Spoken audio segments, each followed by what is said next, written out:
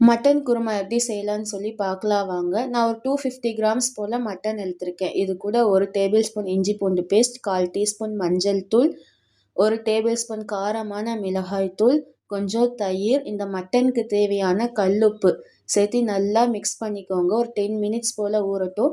இது ஊறுற கேப்குள்ளே ஒரு மசாலா ரெடி பண்ணிடலாம். அடுப்பை ஆன் பண்ணி கடாய் மேலே வச்சு 1 டேபிள் ஸ்பூன் எண்ணெய், 20 சின்ன வெங்காயம் கண்ணாடி பதம் வரட்டும். இது கூட 2 தக்காளி பழம் ஆட் பண்ணிக்கோங்க. தக்காளி நல்லா மேஷ் ஆகட்டும். ஒரு கைப்பிடி கருவேப்பிலை ஆட் பண்ணிக்கோங்க. 2 மினிட்ஸ் கழித்து சீரகம், சோம்பு, கசகசா இதெல்லாம் ஆட் பண்ணிக்கோங்க. நல்லா வதங்கட்டும். லாஸ்ட்டாக இறக்கும்போது 1/4 மூடி தேங்காய் துருவல் ஆட் பண்ணி கேஸ் ஆஃப் பண்ணிக்கோங்க. இந்த மசாலா கம்ப்ளீட்டாக ஆறட்டும்.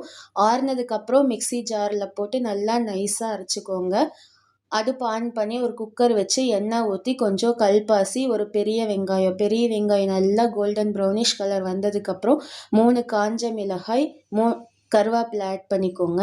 நல்லா வதங்கினதுக்கு அப்புறம் நம்ம ஊற வச்சுருக்க மட்டனை ஆட் பண்ணிக்கோங்க. இது கூட கொஞ்சம் தண்ணி அலாசி சேர்த்தி சிம்மில் வச்சு 5 மினிட்ஸ் நல்லா வேகட்டும்.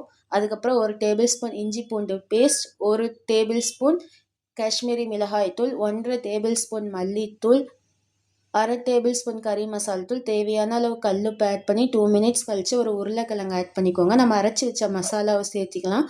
இது கூட கொஞ்சமாக தண்ணி சேர்த்தி லாஸ்ட்டாக 3 பச்சை மிளகாய், கொத்தமல்லி சேர்த்தி மீடியம் ஃப்ளேமில் 5 விசில் வச்சு இறக்குனீங்கன்னா சுவையான மட்டன் குழம்பு ரெடி.